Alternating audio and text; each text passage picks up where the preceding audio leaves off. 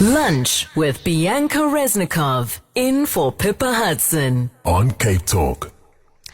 Welcome back to Cape Talk. Bianca in for Pippa today. It is time for our book club, and we are speaking to a multi-talented author, Megan Choritz, about her debut novel, Lost Property.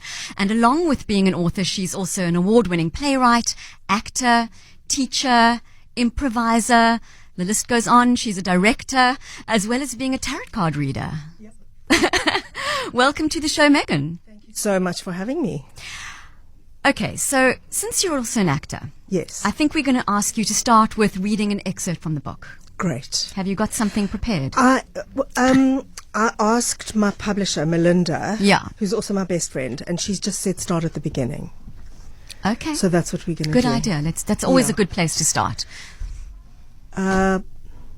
Part 1.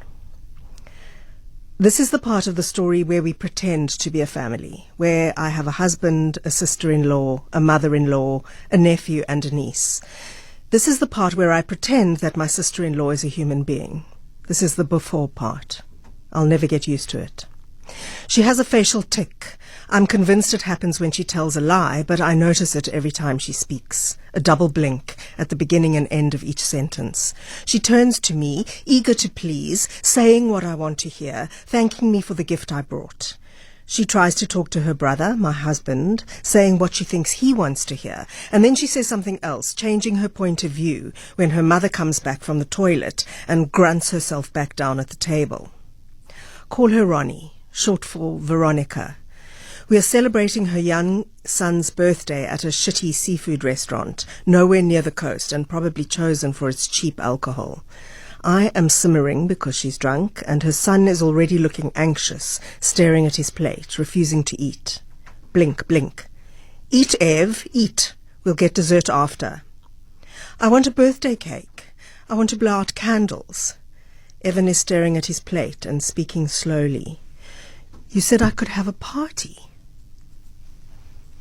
It's wonderful to hear your voice reading the words. Aww. Because when I read the book, I heard your voice in my head, with everything you write, really. Whenever I read anything you've written, your voice is strong. Thank you. Strong in your writing. When did you decide to write a novel and put pen to paper? What was your process? 2 weeks before our first official lockdown, my marriage imploded. And I was on my own, absolutely clinging on for life and not really sure about anything. I think for all of us, our worlds fell inwards. Sure. And mine in particular, because it was this double whammy. And I first did a kind of online memoir writing course with Melinda, just to keep sane. And then I discovered this deadlines for writers thing. And I spent... When you say thing, is it like a website? It's a website, Okay. but it's a managed website where you write submissions. So the first thing that I did was that I wrote a couple of short stories and I wrote a few challenges, and I really enjoyed the feedback and the discipline of it. And at the end of the year, the woman Mia, who runs the site, said to me, don't you want to do 52 scenes? And what the 52 scenes is you write a scene a week, and at the end of the year, you've got 52 scenes and you've got your first draft of a novel. So it keeps you on track with the deadlines. It keeps you on track writing. with the deadlines, but it also, you've got feedback from other writers. Yeah. It's a community, and it's a discipline. And it's also a lot less anxiety provoking because you just quietly get on with it, and once a week you submit and you're not agonizing about whether it's going to be something or whether it's good or not, and Yeah, you're having and you're feedback. getting feedback. Exactly. You're not going down that rabbit hole. No, Yeah. no. So how long did it take? So it took me a year.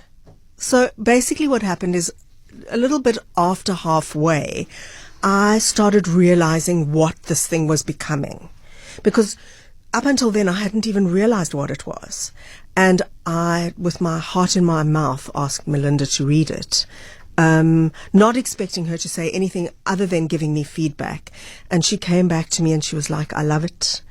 I want to publish it. And she doesn't publish fiction, usually. She's done very little bit of fiction. Yeah. Her speciality is memoir. And so with that as a kind of sort of vote of credibility, I was able to finish the thing in a year. But, you say Melinda only does memoir, but the book feels very personal. It is. The main protagonist and storyteller, Lane, speaks in the first person throughout. Yeah. She navigates through different stages of her life, including visits to the therapist, Graham, not his real name, to understand how she landed up to choose the things she chose, and which is, an unhappy, emotionally abusive marriage, and a husband with a monstrous secret. I'm not going to go into detail. I don't want to spoil anything, but it feels almost autobiographical, but it is fiction. So is it auto fiction? Yes. Is it like AI literature? You're not sure where that line is blurred. Just talk a little bit about the style. Obviously, I think in this case, more than other cases, it relies very heavily on my own personal story. Yeah. And I think the line is very blurred between what is fact and what is a description of fact. And so it is autofiction. I think that there was no way I was going to be able to exactly tell my own story. Yeah. But I have to rely very heavily on my own story in order for this to be authentic. Definitely. I mean, the childhood stories, the story of your nanny, your parents, the description, the relationships, they feel real. Yes. Yes. So I like to say to people, because a lot of people want to know which parts are true and which parts aren't true. Yes. And I want to say that, and I always like to say that all the feelings are true. And so sometimes the actual incident might be based on truth, and sometimes the incident is used to describe what those feelings were, or to describe what that time was like. I understand. I'm rather fascinated by the theme of birds.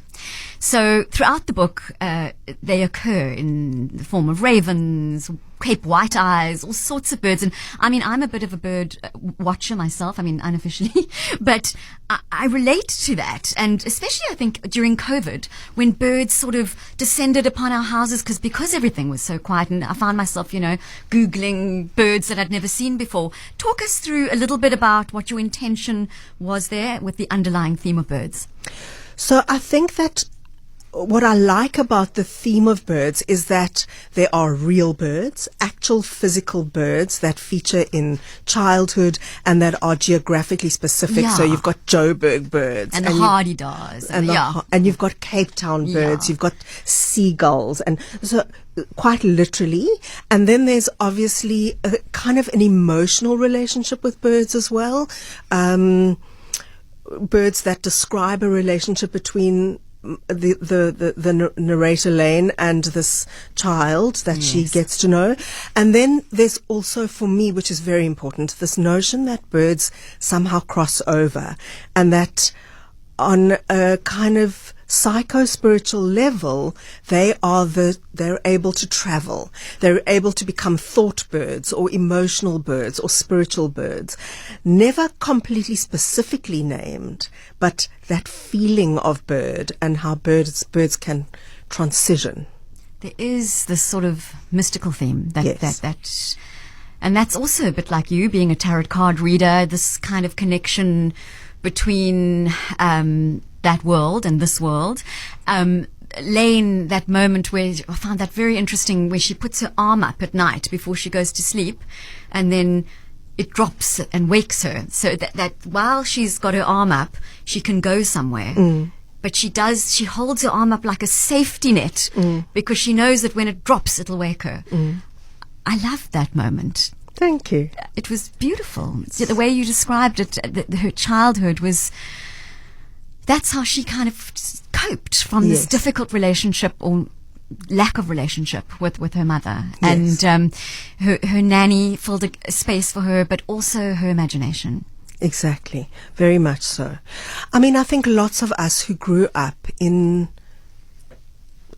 in Johannesburg or even Cape Town, lots of us who are of my generation who had this completely abnormal, totally bizarre existence that was accepted as normal. Lots of us were during apartheid. Apartheid, were grown up by black women who were away from their own children and raising other people's children in this most extraordinary way.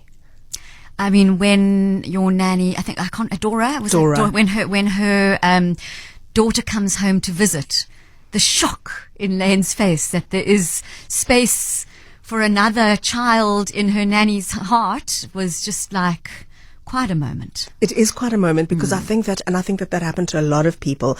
Is granted, Lane was small when that happened. She was 7, but up until that point, she had literally assumed that Dora was hers. Dora belonged to her, and the idea that she had an actual life outside of that family environment was an anathema to her.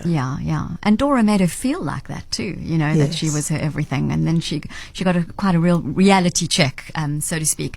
But there are many nostalgic and familiar themes throughout the book, even though Lane is on her personal journey throughout, and it's a unique journey. There's this nostalgia that I often stopped as the reader and thought, I remember that. Yes.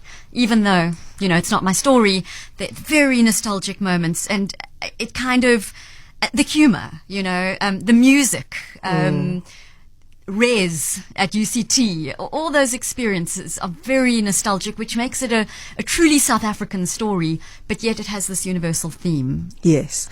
I think that there is a lot of stuff that people can say, oh, yeah, that's so familiar. Yes, I recognize that, whether it's describing Duval Park, or whether it's describing the doll's house in Joburg, or so I think there's a lot of things that people can really attach to in a familiar kind of space, and then I'm hoping that it can broaden into it having its own value as a story, regardless of time and place. Definitely, because even flying a kite is nostalgic, things like that, and those kind of things that we just don't do anymore. It hasn't been a while since I've seen a kite, since I've flown a kite. Especially a homemade one made out of tissue paper and dowel sticks. Exactly. But also just the theme of grief. Very much so. There's a lot of grief. Loss. Lost property, lost identity, grief. Lost relationships. Talk a little bit about that theme. I think that one of the things that happens when a primary relationship ends for whatever reason, whether it's the death of a parent or whether it's a radical separation, one of the things I think that happens is that your identity as that person who was in relationship is shattered. And it's very challenging to have to forge a new identity when you feel so bereft. And I think that is a lot. However, I think that in that there are these amazing cracks where the light shines through. Absolutely. And there is the possibility for moments of redemption or moments of connection or even possibly moments of rediscovery. Absolutely, and the humor kind of is kind of sprinkled in between, and how Lane copes, by using the humor, but also there's a definite hope. There's a feeling of hope, the relationship with the young child and the future, and finding your own community through trauma. Sometimes, took Lane down a path of finding her people. Really. Yes. I want to talk about the title Lost Property. My guest is Megan Choritz. We're talking about her debut novel, Lost Property. It's available at bookstores across Cape Town. Bookstores, online. I think, you can get the ebook for Kindle. And then also just your usual favorite reading spaces. Favorite reading spaces, and even I think you can order it cheaply online from the biggies, you know. Okay, you can get it from the biggies and the littlies. Just get it because it's a wonderful read. I mean, I couldn't put it down. I think that it has a universal appeal to most readers. And as we said, it's kind of a mixture of autobiographical and fiction, so it's autofic, I think they call it. Tell us, Megan, about the title Lost Property. I was intrigued by that choice. So it's quite ridiculous, and it's also quite amazing. I didn't know what to call it, and I had a different title for it, and Melinda was like, "Oh, this is nonsense, this rubbish title. We need a different title." And I had written a play that I'd called Lost Property, which was much more to do with literally losing a house. But when we were talking, I said to Melinda, "These are the titles of things that I've written that I like."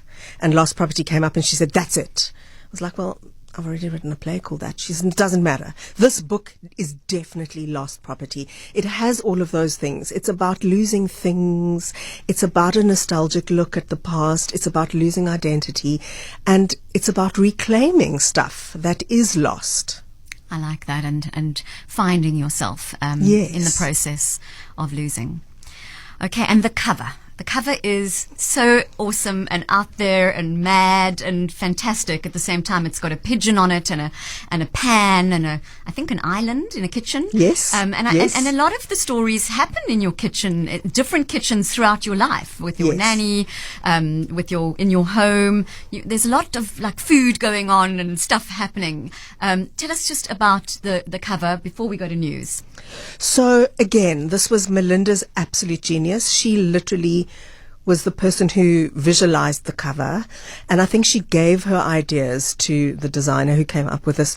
And when we saw it, we were both, "This is it. We love it." And this little bird that's on the cover is actually really a bird that Melinda, by absolute accident, rescued and hand-reared. And Amazing. I know, and Melinda, somebody who was not necessarily aware or even vaguely interested in birds, suddenly became the mom of this now extraordinary ring-necked pigeon. So it was like that perfect synchronicity. I adore this cover. I've never seen anything like it. I think it's quite wild. I think it's an amazing book. It's a wild read. It's a nurturing read. It's a comforting read. I really enjoyed reading it. Lost Property by Megan